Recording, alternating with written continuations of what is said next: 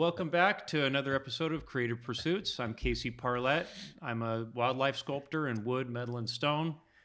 And I like to kind of, for these, I really like to get in and kind of dive in with other artists and kind of talk about their creative journey and sort of how they've made a living out of this stuff. And today, I'm really excited to be joined by my friend, Amadeo Bachar. Awesome. And thanks for being here. I'm stoked to be doing this. Amadeo, your work, I remember, I think the first time I saw your work was when I was flipping through one of the like fish and wildlife, fishing game handbooks. And I saw the scientific illustrations you'd done on that. And I didn't know you at all at the time, but I'm like, man, because a lot of times you go through that and it's like, you look at it and go, that's not really how that fish looks, you know? And I look through it, I'm like, this guy nailed it. Like, who is this guy? Yeah. And I think it turned out, somehow it came up and my buddy Matt Grace that I lifeguarded with was like, oh, that's my buddy Amadeo. I'm like, blah, blah, whatever.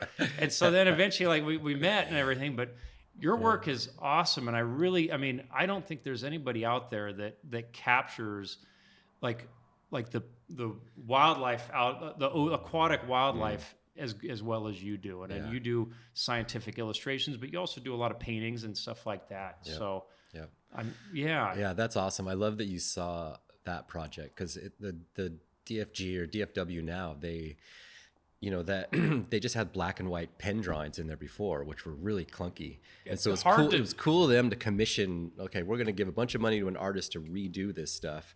And it's kind of been great because people like you or even like kids will see that stuff and go like, okay, I got my list of fish that I'm going to catch. And so it's it really good gets for you them excited.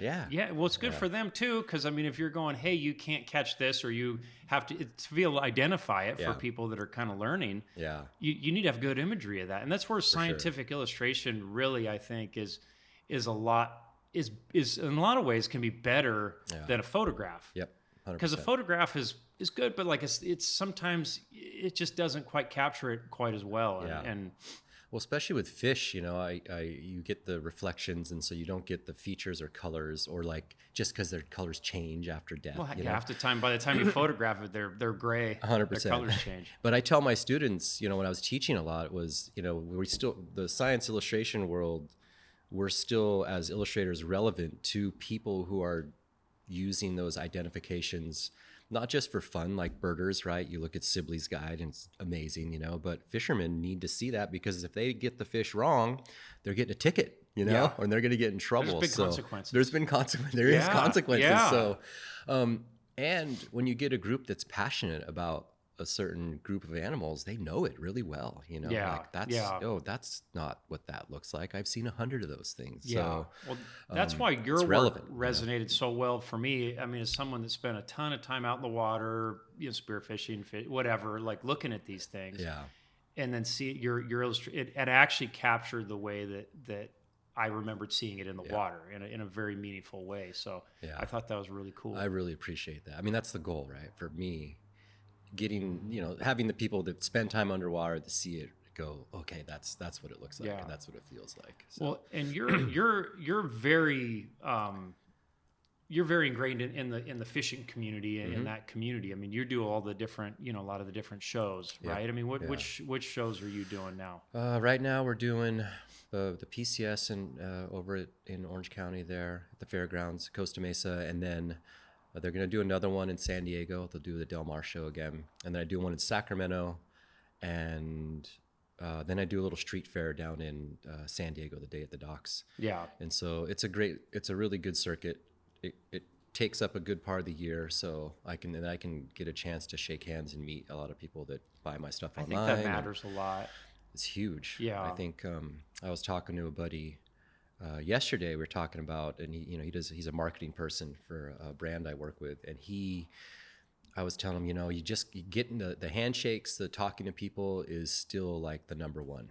We can sponsor $1,000 ads on Facebook, and it's still not as good as going to a show and meeting like 40 people, and telling them my story, letting them know what I do, giving them insight behind what I'm doing. And I think it's great for me too. You know, it's a little bit of an ego boost, obviously, but it's also like a chance to interact with people that genuinely love your stuff, you know. And I'm sure you experience that too when you have the festivals here. And the festival is always great. That's kind of been a staple for me. I did the Fred Hall show right across from you that one year.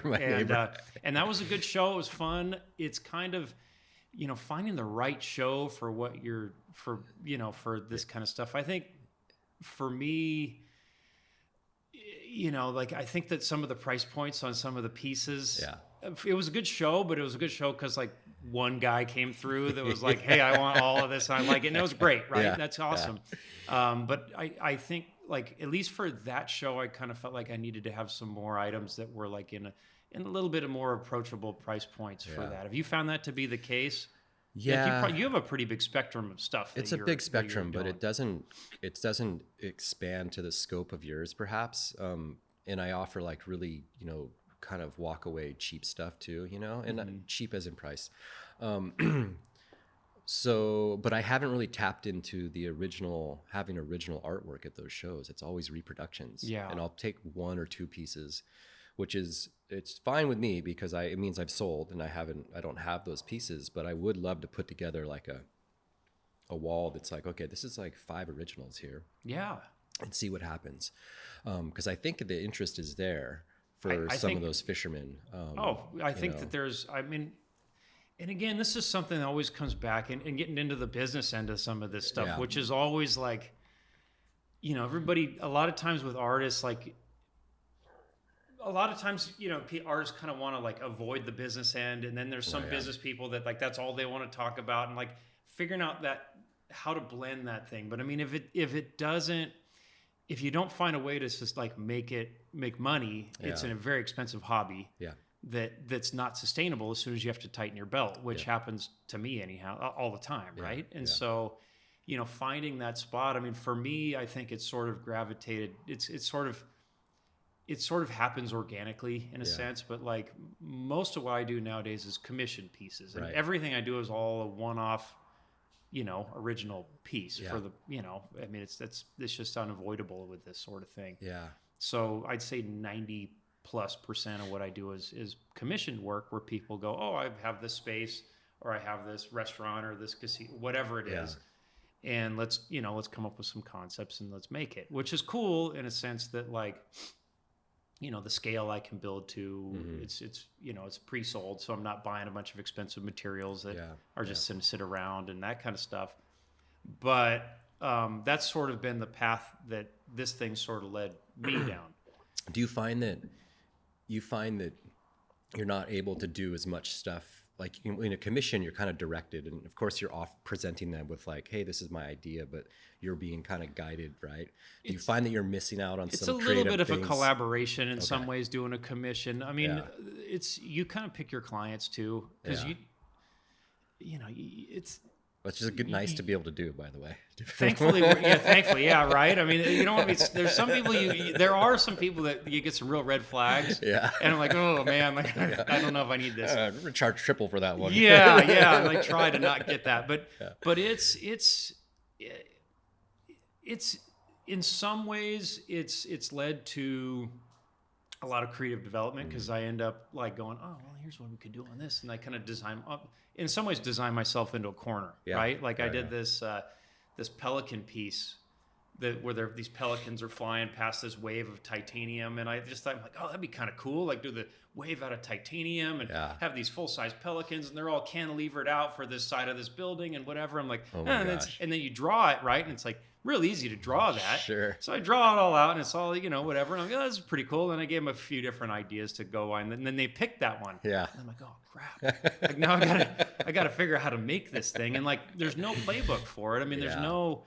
Like I haven't seen any titanium waves out there, and then I had to figure, you know, you got to color up all that titanium to kind of this greenish kind of color, and it's got to be dimensional. So I have to figure out how to build out the structure of it that holds it all up, and it's got to live outside forever. And so you kind of design yourself into a corner sometimes, which is stressful, but it also is like there's cool growth on that, right? Oh, and so that's kind of a neat thing. And then once you do it, it's like, oh, okay, well now it's not quite as scary, Yeah. so I could do something, whatever Yeah. in that. But the fact that it's prepaid for, it's got a space that it's going to live in. Like it can, some of these big pieces I make, like when I make them like a spec piece, and I just make it like, I might end up having to store that stuff for a long time. Oh yeah. If it doesn't sell, Yeah. and then it's a challenge. So that's kind of just the direction that it's sort of gone for me with this stuff, is just sort of organically grown into that. But that's sculpture, and sculpture is kind of like, it's different than the two-dimensional. Yeah. And there's some pluses and minuses to working either way. And what you do, I mean, you're able to do it, and you've got pieces that are, I mean, I've seen some of these, like these white sea bass pieces you're doing where it's above and below, and it's like these big, huge pieces, and it's like, I mean, these are some elaborate pieces. Those are commissioned pieces. Those are commission pieces, and I'm kind of, all the paintings I'm working on now are commissioned, which is great. Yeah. And it's just telling people stories with they have their idea. Yeah. The one I'm working on now is for a buddy, Paul Zilstra's, and it's his boat, but it's a boat that his dad built, I believe. And there's only one. It's the only one, right? Oh, cool. So we did the boat, then we have sea bass. Yeah. And so it tells a cool story. Yeah. And so something like that I'll never reproduce, but that's just his. And so it is kind of nice to do that for him and watch how excited he is. Yeah. So it's kind of tricky finding that sweet spot on some of this stuff. And again, there's so many different avenues you can go down. Yeah. And they all take a certain amount of your bandwidth. So it's like you can only do so much. Yeah.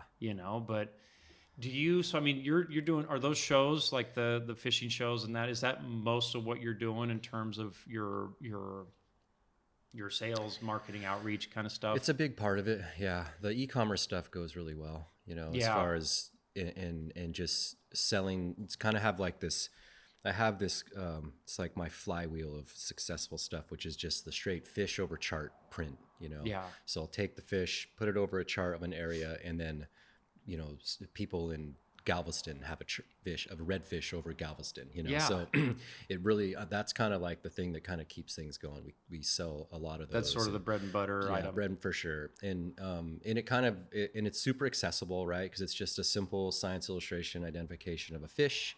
And then an old chart from the late 1800s, early 1900s, and it's it's easy, framed and reclaimed wood, and it hangs really well, and so it's kind of, it works, right? It's a good formula. They're awesome, yeah. In many sizes. I do 8 by 16 all the way up to 30 by 60 inches. I saw some that you did that were like full size, life size bluefin, that like are the size of the bluefin that the guy got, which is kind of a neat way to do it, as opposed to like a trophy mount kind of thing, to have it where it's like, this is the scale, this is the piece. I mean, it's really a neat way to like tell that story. I love it. Yeah, that's the thing we're doing. That's the next kind of step, is I'm trying to develop or I have developed, a little template for that, to where people can order, hey, I caught a 200-pound tarpon on the fly, and it was released, but it was, this many inches long, and I caught it off, in the Keys in Florida, right?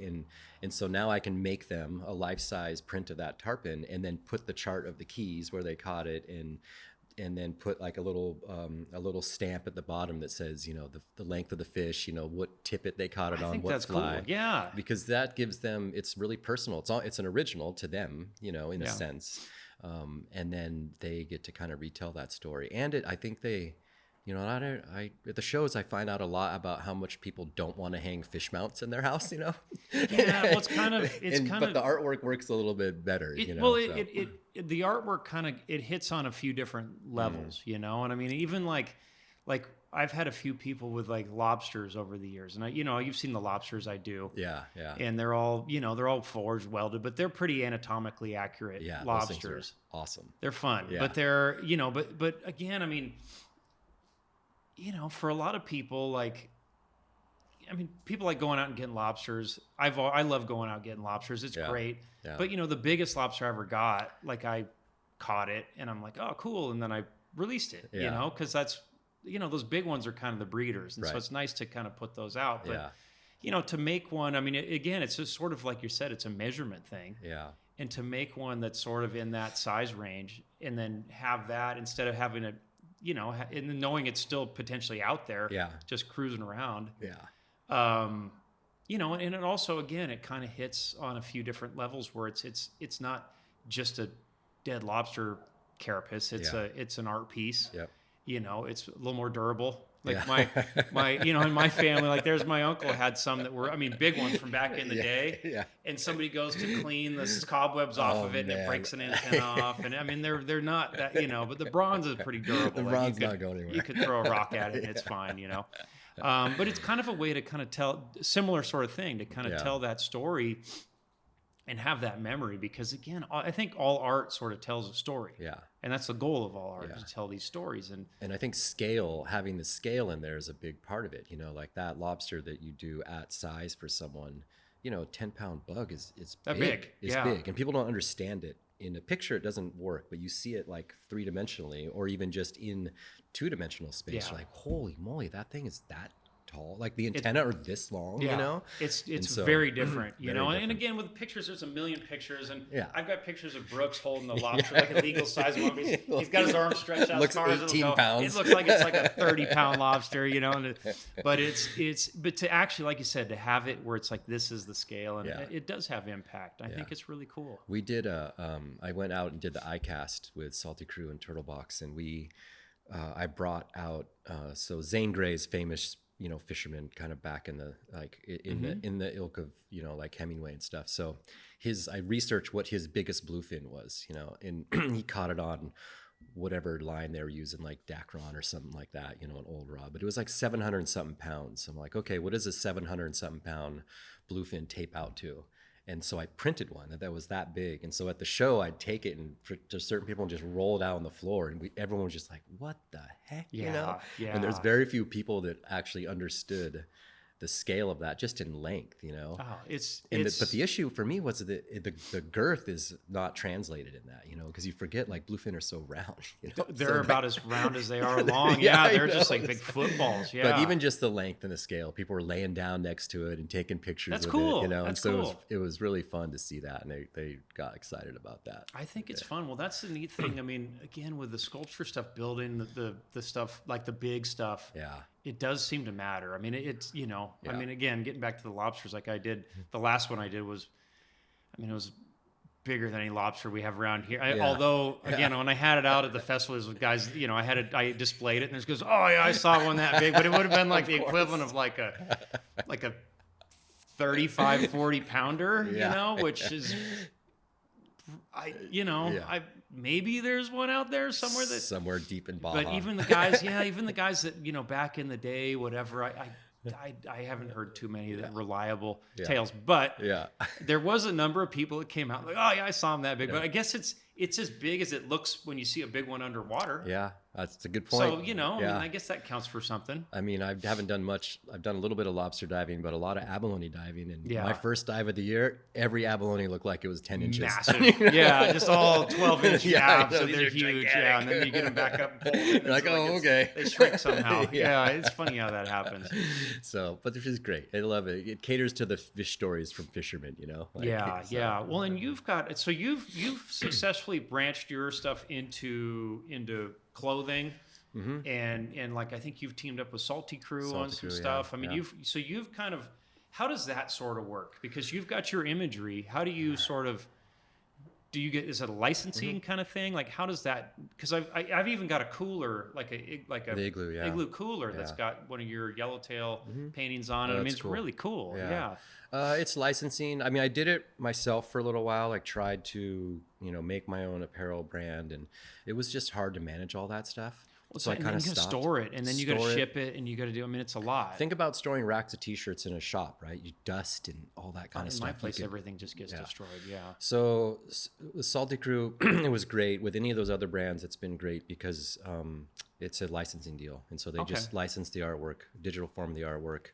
What I do now is a royalty based, and they take that based on sales, kind of thing. Based on sales, and then they can take that and kind of run with it, and it allows me to have, you know, a signature line. You know, my signature is on those shirts, my art is on those shirts. It's associated with the brand, and then I can kind of I can take those and I sell that stuff on my website. I sell it in my studio. And God, that's great. Then you don't have to deal with I don't have to deal all with any of it. all those different hats that Yeah. go along with that. Yeah. And so that's made it accessible for me. I think in the future, I'd like to kind of get back into apparel, but more as like a limited edition type thing. Yeah. You know, once every quarter we release this many and do like a pre-order, and we do like a really cool design that's unique and not necessarily branded, just a cool fish art design, and see how that goes. But again, that's just, you know, that's down the road. And it's good right now with those collaborations because it makes it easy. People cool. say, I want a shirt. I'm like, well, we got the Salted Crew. Go to the ones. website. Go to the website and get those. So, Cool. Yeah. Would you say most of your stuff nowadays, I mean, is it where does, like, because you're, I mean, obviously you're supporting a family doing this stuff. I mean, you're busy, you're working. Where are you like finding that most of your revenue comes from? So, you know, I was mentioning before we jumped on here, I wasn't painting very much for the last couple years. Like I have commissions that are really backed up, and I was taking small illustration work. So most of my, you know, revenue was all from e-commerce, selling the prints from the trade shows. I mean, that was almost all of it, which was great, especially coming out of COVID, because I was kind of home decor still, you know, so sales were cranking and the brand really, really grew. But, and so that's nice, but I wasn't working very much. So now I'm kind of like getting back into it. I just finished a big commission for a couple, and that was the first like full oil painting that's come out of my studio in like 3 or 4 years, you know, of scale, you know? Okay. And so, so now it's kind of balancing back out again, where I'm getting to work and getting, you know, doing those, but then, you know, still trying to run the website and get that stuff going. And it's almost to the point where it's on autopilot, but, you know, I still need to kind of nurture it and you know, and tend to it, but it's runs pretty darn good. God, that's great. Well, that kind of frees you up, so you're not just chained to have to be, you're not chained to your studio or chained to your computer or chained to your whatever. Or running a business, you know, running the business side of it, you know, leaving that up to other people is nice because it frees me up. And this is, you know, you probably feel this too, or to do the creative stuff. Without doing the creative stuff as an artist, we don't have like that's the engine that drives all the other peripheral things for me. And so if I'm not making new artwork or fish or for different areas, or it's just people kind of lose the interest. I don't grow it into those other spaces regionally, or you might kind of lose a little bit of the I mean, again, you lose a little interest potentially too, and if you're not kind of doing it right. I mean, I got to get excited about it a little bit, you know? And so luckily I'm very grateful that I'm still excited about going back and, you know, doing fish IDs, right? So we go back to the root of it, you know. I just finished these oil paintings up. They're scenes, they're great, they're looser and impressionistic, and then I'm working on, you know, some cutthroat trout series right now, and I can't wait to get in there and just be like, every scale. Get well, really and when you're doing a tedious, scientific illustration, I mean, you have to get it where all the fin rays are the right number. You've got to, I mean, you've really got to get that thing like accurate on those things, correct? 100% accurate. And then the color too. I mean, I count the fin spines, dorsal spines, rays, and then those are the main ones. And then I'll count the lateral line scales, like that count running down the lateral line. I'll make sure I have the right ratio there. And that's just kind of more dictates scale density. I don't have the exact amount of scales, but it's close enough to where it's the right density.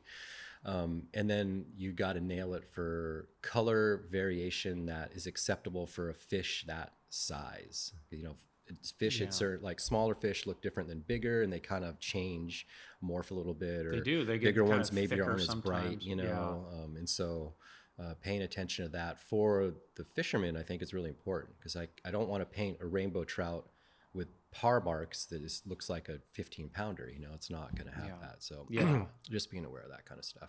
That's cool. But it's super fun. I love it, and I still love it, and I can't wait to get home next week and work on these fish. You know, like and is that kind of where you kind of did you sort of start, like your background? I mean, obviously have you been doing art, like drawing and stuff, your whole life? How did you kind of start on all this stuff? Yeah, I mean, same kind of story you hear a lot with you know, as a kid, just doing a bunch of drawing and getting into it and really enjoying it, finding it as like a peaceful time for myself. I think my mom, I have a drawing that I did when I was a little kid, and on the back of it, my mom wrote, my nickname is Tucker, by the way. She's like, Tuck Tuck was being a little, I don't think she said little shit or something. She said was being a Something little along turd, those lines, right? So I sat him down with a piece of paper and this is what he drew. And then he was like calm afterwards. So I was like, oh, that's no wonder. It gives me this, I'm going to hold on to that. I'm going to remember that when I'm feeling kind of down or whatever, like I'll go and find my peace in the artwork. And so I still find that. And I still found that all through high school. I started to get more into architecture and design and like technical illustration. And that's kind of where I found that joy for attention to detail and accuracy within things, and being kind of held to like a certain rigor of information that has to be presented visually. And then college, I kind of, messed around. Junior college, like not really into it. And then I was like, I still want to do art, and I don't know where to be. So I'll do a fine art thing. And then I saw a science illustration program at UCSC, and that's kind of what I drove towards is doing that. That's so how I you kind of got into that. got into that. But that's kind of how it was just a pretty natural process. And I always say this, kids are always drawing and doing creative stuff. And then there's a point where they kind of stop, And as a kid, I just didn't stop. I just kind of kept doing it. It was still really fun for me. I think it's kind of seems like at a certain, when you're younger, everybody wants you to do art. They're, oh yeah, do this, whatever. And then at a certain point, everybody kind of gets concerned that you might think about doing that for a living. Yeah. And so then they want to discourage, and then everybody's like, man, you got to make sure whatever you do, don't do art, I know. And I think that's, I think that's sort of where a lot of people take that advice, and then they kind of go, oh, well, everybody says this is the worst possible thing I could be doing. So I better do something else. Yeah. And I think if you're just stubborn, you just sort of stick with it or whatever. And I'm just stubborn. So I just kept doing it, Same. Like, oh, someone's going to pay me for this. Okay. I'm going to keep doing this. When did you start? Cause when did you start kind of doing like this, where you're like, maybe I'm going to do this like to make money? Yeah. Like when did that, is that something that just sort of happened little by little? Like how did it sort of kick off for you? Doing that science illustration program, it's a graduate level program. So at that point I knew that I was going to make a go at it. I felt like I was skilled enough. My work coming out of there was good. My instructors were like, hey, you need to go talk to National Geographic and go do stuff with them and do an internship with them and do all awesome. that. So I had the encouragement, which I did. And so did they help facilitate those connections? Yeah, that program, that's huge. That program it's still going on. It's at CSUMB now, is the best in the world by far. Wow. Yeah. As far as like it's a cohort group. You have 15 or 18 now students go through 1 year, heavily trained in scientific illustration and a little bit of design, and then go off to an internship. Yeah. But our students, if you go to the Smithsonian, Scientific American, Nat Geo, like our students have inroads in all of those places, and others that you don't even realize around the world. So that's huge, because that just kind of gets you started. Yeah. Because it seems like a lot of these things, it's like a catch-22, where it's like, oh, okay, like you want to do this. Well, what's on your resume? Yeah. And then it's like, well, I haven't, it's like, how are those opportunities created to be able to get something on your resume to be able to create more opportunities? And that internship was huge. But the other part of that too is that when you go through something, there's a lot, I had the imposter syndrome. My portfolio was friggin' good. Like when I look at it, I can look at it objectively and be like, that was really high quality stuff. Yeah. But I didn't think that, I wasn't like, there's that exists. And I think when you doing that program and then going and doing those internships was like, okay, now this is a valid thing. I'm here for a reason, and I'm going to go make a go at it. And so coming out of that, I kind of did the freelance illustration thing and just tried to build that, and built it pretty good. I had a lot of clients. And then once I got the DFW one, realized I could turn that into a business too. And that's kind of, that has grown in its own. Would you say that the DFW one was kind of for the Fish and Wildlife? Was that one that kind of, was that a turning point kind of thing? Did that open up a lot of different doors, or? It was definitely a turning point, but it wasn't like a sharp turn. It was like, it just nudged me to a curve that's kind of put me in that direction. Yeah. Because I didn't really realize it. The only foresight I had, which was in that was a direct decision that resulted in that, was keeping all the rights to all of artwork. So the licensing rights. So in these illustration jobs, I can grant one use copyright to a magazine, and they use it for that one issue. And if they want to use it again, they got to pay me 10% every time, right? Yeah. And it happens a couple times. And with web, you'll see it on there too.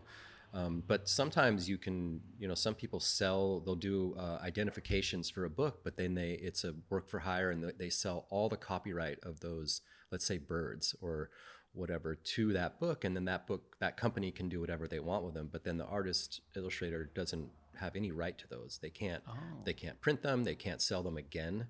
And so my contention with them, I guess it wasn't a contention. My stipulation was like, okay, you're going to pay me that much for this. I want to keep all the rights to all those fish. Yeah. And in fact, now that I think about it, the reason I remember to do that is because my teacher at the program, she did all of the fish for Monterey Bay Aquarium. Oh, and cool. So you go to Monterey Bay Aquarium, all the little placards that are on the tanks are all her fish, but she gives away all the rights to those fish, so she doesn't have the right to use those or sell them or anything. Monterey Bay Aquarium owns them all, and so I'm like, I'm not doing that. Yeah, smart. I'm going to keep that, and I didn't know what I was going to do with it, but eventually, I went to I did a San Mateo had a fishing trade show, and Carrie Wilson, who was the director of that particular department in Monterey, or I'm kind of messing up her title. I can't remember exactly what it was, but she was the lead on the project. She's like, come up and bring some prints and bring some art and come sit in the booth, and we'll talk. You can help talk about the project, and I went up there and I sold like $200 worth of stuff. I'm like, what? I just sold $200 worth of prints. I'm like, I'm doing this, That's awesome. Next thing you know, I got a 30-foot booth in Orange County, Yeah, so your booth cool. Now, I mean, you've got it down to a science now, based on at least what I saw a few years back when I saw you. But it's interesting. Well, I'll tell you, like, all those strategic things they matter a lot, and it makes a big difference on that stuff. I mean, I guess the only, the equivalent, I guess, for kind of the sculpture stuff is like the dies and the tooling and that kind of stuff. Like, once I kind of make the dies and tooling to do a mackerel for a project, the first, that's a painful thing to get it all dialed in. But then once I do it, like, to be able to press the metal and kind of shape it a little bit and kind of it saves a lot of time in future iterations. Do you find that, like, that's probably part of the art form in what you do as well, is just like making the tools or the things that can make the art that goes out, the sculptures that go out? For what I do with all the blacksmithing and metal fabrication and that kind of stuff, I mean, the stone and wood carving is subtractive, so that's different. Sure. So that's basically me grinding and chiseling away at something until it looks the way I want it to look, which is a hard thing to really streamline, in the same way. But with the metal stuff, I mean, it's there's a lot of engineering involved in it, and which is neat because it opens up a lot of different possibilities. So, like, if I'm going to do, like, I got commissioned to do this big spiraling vortex bait ball for Paula Casino. And it was in this VIP dining room, and there's in this restaurant that they have, and it's 130 or 140 mackerel that are like kind of creating this chandelier bait ball thing. And it was a really it's a stunning piece to see it, but, like, and again, it's one where I kind of designed myself into a corner. We talked about it. I'm like, oh, this would be really cool, and do this, and wouldn't that be neat? And then they're like, okay, let's do it. And I'm like, oh, crap, now I got to do this. So, to do that, I mean, you can get bogged down in the minutia of making, hundreds of mackerel, like, just hammering them out each individually. If I was only going to do one or two, it doesn't make sense to do all the work for the to create the system, like, to design these systems to be able to press it out and do whatever. But there's a lot, and there's a lot of technique and a lot of artistry that goes into that. And like, I think that's really the only way to be able to do this where you can actually make a living doing it. Right. Is you, again, like with what you're doing, I mean, you've got to have ways to, if you had to paint each and every piece, you'd have to sell it for so much money, each one, that it limits your pool of people. For sure. versus, you know, having the ability to do prints. Like, Yeah. you know, for what I do, that's not really an option with the fabricated stuff and just the style I work in. Yeah. But I can speed things up quite a bit Yeah. with, you know, with making dyes and doing all that stuff, which there's a lot of artistry goes into Yeah, that. You know, it's like the butterflies that are behind you. Building efficiency into You know, it. that was if I had to hammer out the wings of each butterfly, like, you know, nobody'd be able to afford to buy a butterfly, you know, and it's limiting, and it's a Yeah. bummer, you know. And so, you know, taking the tool steel and like grinding in that pattern, you know, that you know, the little wing pattern Yeah. into the tool steel to be able to kind of then press it down That's and awesome. do it. That's awesome. It allows me to be able to make it more efficiently, which makes the cost go down, which means that, like, we can do cooler things. Like, I Yeah. can have a big wall of butterflies, and Yep. it doesn't, you know, it's not like $1 million piece Yeah, for somebody I to love have that. to buy, you know. And not everyone will see that. They'll be like, "Oh my gosh, you know, they don't see that technique behind it," which is, I think, really I think cool. that's why I like going to people's studios and talking with that 100%, kind of yeah, stuff. And I think yeah. it's kind of fun because you get to actually see a little bit of like how that's actually done. And I think Yeah. that's one of the things that's fun with it, you know. But or like, you know, again, like the kelp, you know, for what I do, like the patterns, like textures, you know, because, you know, wood kind of has a soul to it. Yeah. It has a soul to it. I mean, it's got, you know, you carve into it and it's got a life to it. It's got soul. It's got patterns. It's got grain. Yeah. You know, stone's similar in the sense that it also has a certain soul to it. Yeah. You know, metal, it's just man-made sheets and rods and whatever. And Yeah. so really for me, the key to kind of making it organic is adding those textures. Yeah. You know, like the kelp. Like if the kelp leaves are all just flat, you know, flat bronze sheet, Yeah.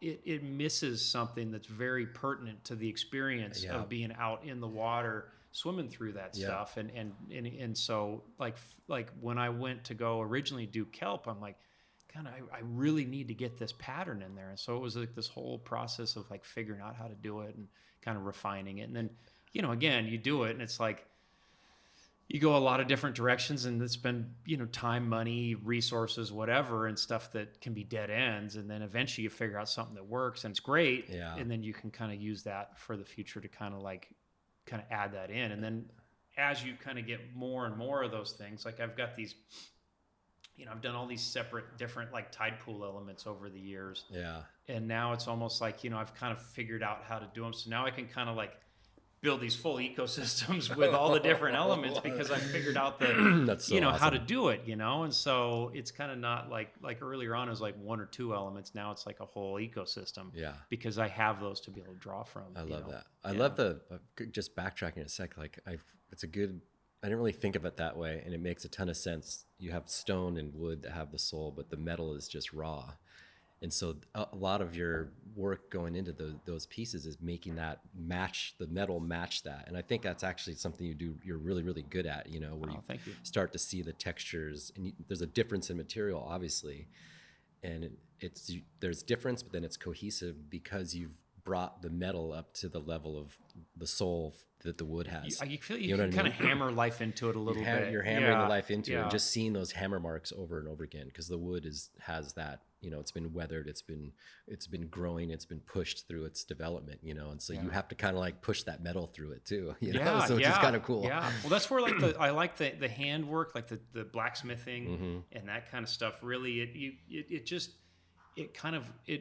kind of attain that organic stuff, and especially like blending like some of the fish, you know, where it's got the wood and metal combination stuff. Like there is some contrast between the wood and metal, but if it was too abruptly, like it would work against it. They would work against each other if the metal didn't have some of that organic quality. Yeah. You know, they kind of nullify each other. Yeah, I love it. Yeah, my dad was a blacksmith. Oh wow. Yeah, that was his career for a little while. Wow. And so I grew up in a shop that was like smell of friggin' coal and all that stuff. Yeah, and full coal fire. Yeah, just pounding, and he had like all the most amazing set of hammers and all kinds of cool stuff. Yeah. And he would just make organic shapes out of iron and make like just random stuff for people, you know. I think there's something really special about that stuff. You know, it's kind of interesting. I mean, again, like you kind of accumulate these things over time. Yeah.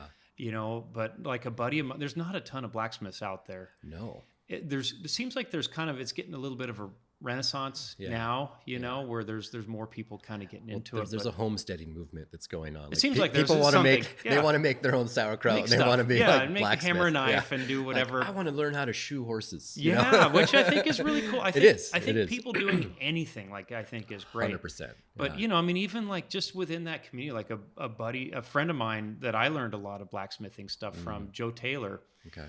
He you know, he learned blacksmithing from guys that taught him years ago, and you know, he had hammers that were like given to him over that were generations. Yeah. You know, I mean, some of these things are 100 years old probably, and so you know, when he stopped, he's a pretty cool guy. He stopped doing that, and then him and his wife moved down to Nicaragua. Yeah. And so he's living down there full time, like Nice. surfing every day, having a great time. He's not blacksmithing anymore, so he No. came by and he gifted the hammers and all that stuff to me. Wow. And so it's like, it's kind of almost like there is something kind of special about those tools, because they never, you know, like a lot of my power tools and stuff like that, they're gonna die, they're gonna go away.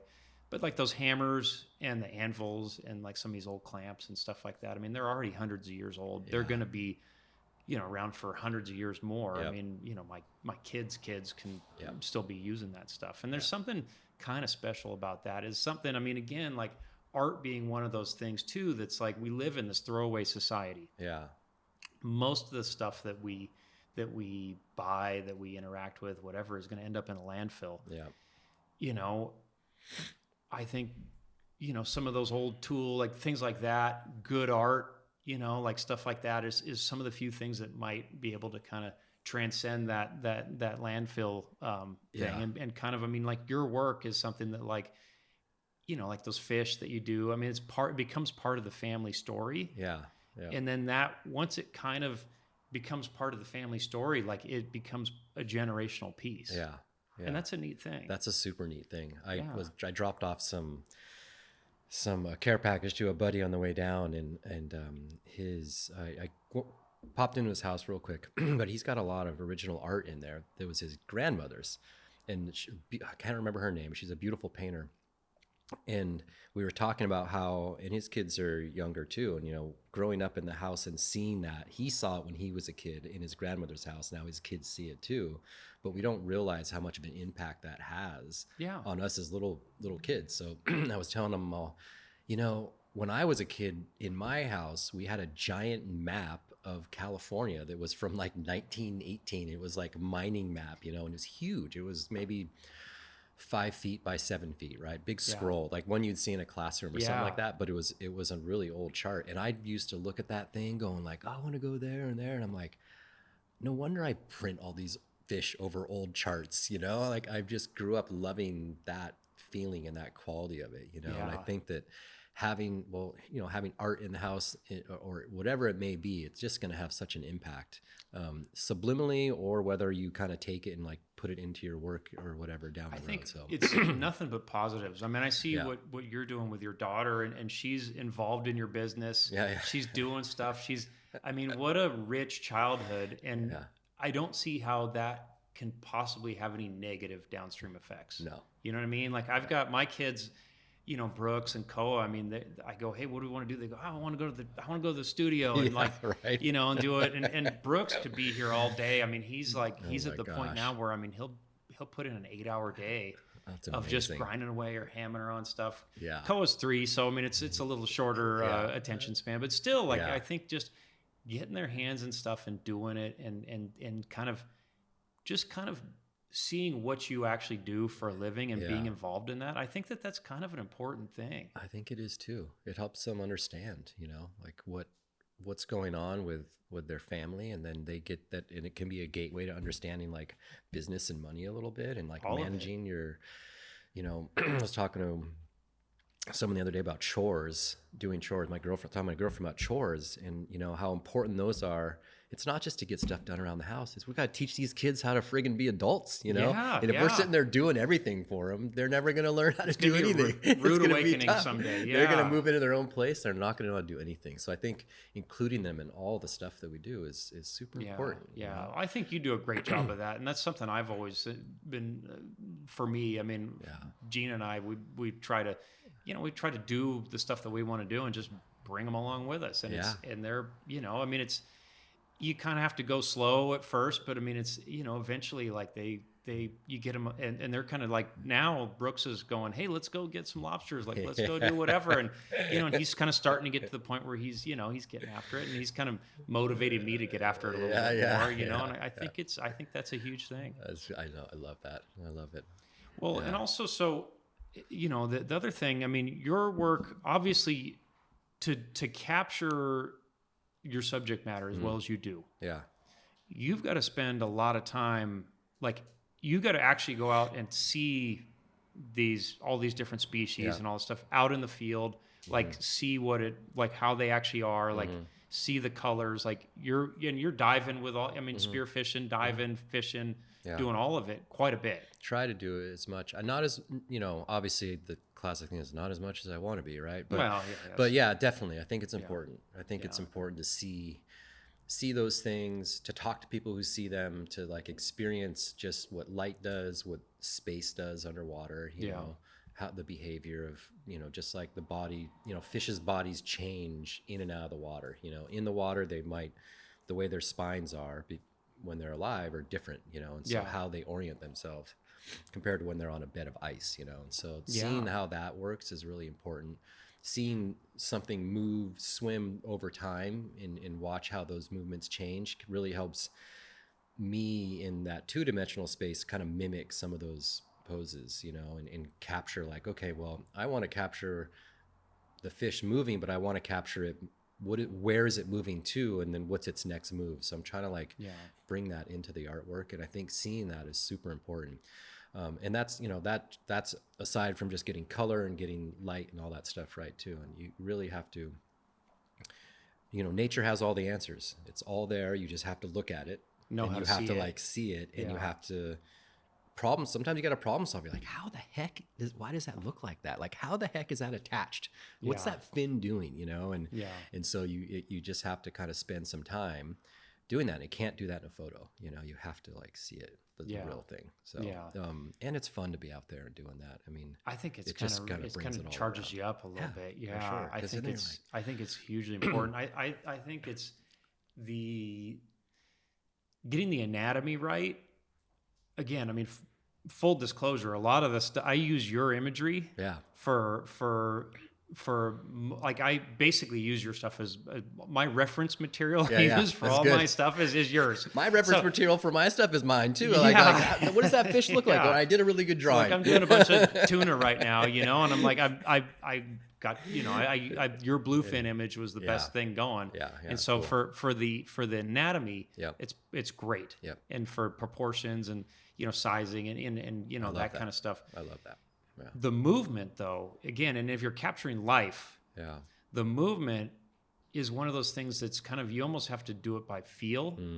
And I think that I don't see a way around really capturing the movement outside of like going and spending time seeing stuff and like observing it. And I look at, I mean, again, the way that fish will swim, when you have the kelp, which we both do composite. We have some similar kind of compositions. 100%, the way the kelp moves, I mean, a lot of times, the fish will be swimming into the current. The kelp's got to be kind of going a way that, I mean, it sort of tells that story. And those are things that, like, that's time spent and like seeing that stuff, the way, like the curves, the way that they move. I mean, an octopus is a great example. Like, oh my gosh, they're like, I mean, they could be anything, right? They can fit into anything they can do. But when they move, like, there's a certain way that they move where they kind of unroll. And they don't unroll, each tentacle doesn't unroll the same way. And so, trying to kind of capture that, artistically is like, I don't know how you could do that without spending the time seeing it. Yeah, you have to see that movement. That unrolling is really, I appreciate that that visual that it gives me, because it really is true. Like if you want to see something kind of do that, you have to see it do that. They to sort then of, yeah, convey they that, don't, well, they don't reach for stuff like we do Yeah. because they don't have bones. And so, Yeah. they sort of unroll. Even when they're moving across something, it just looks Yeah. like they're sort of unrolling. But Yeah. no, I think, like I said, I've been a fan of your work for a long time. I'm so stoked that we could come down here today. I actually have a gift for you that I wanted you to have. Oh my gosh. This is What? that's my book. It's yeah, and it kind of talks a little bit about it talks a little bit about some the different influences on what I do and how I do it, and sort of getting back to like how you have to spend the time to learn how to see Yeah. the stuff. So that's one that we've got. That's I've got them out on the website now. Oh my gosh. For sale, but it's kind of fun. It gives a little overview of some of the different things, but I wanted you to have that. Oh, thank you so much. But can you let everybody know where they can find your work? Because I'd really love for people that aren't familiar with your stuff to check it out, because it's really an awesome body of work. Dude, thank you so much for this. Yeah, my website's the best spot to go right now. It's www.abachar.com. If you're in Santa Cruz, you can shoot me a message and come by the studio. I've finally gotten that organized. The studio looks great. It looks great. Yeah. I feel like it looks great, which says a lot, right? That's like, yeah. I feel good about it. Yeah, you're the worst critic of all of it. Yeah. So it's a good spot to come and hang, and I make it very accessible for people to come by, and so that's another good spot too. And just shoot me a message on probably Instagram for people. Most people, that's the best way to say, hey, I'm coming through Santa Cruz. Let's come check it out. Awesome. But otherwise, the website is the spot to go. All my work's there. So yeah. Cool. Well, I really appreciate this conversation, and for anybody that's listening, go check out Amadeo's work. It's awesome. Yeah. And if you like the podcast, make sure to share it with friends and kind of get these stories out there, because I think that these long format conversations and hearing your story and kind of hearing what goes into doing all this stuff is really neat. And I think it's a unique window into your story and your business and what you're doing and your work. Yeah. Well, thanks for having me. It's awesome. I learned a lot too. All right, buddy. All right.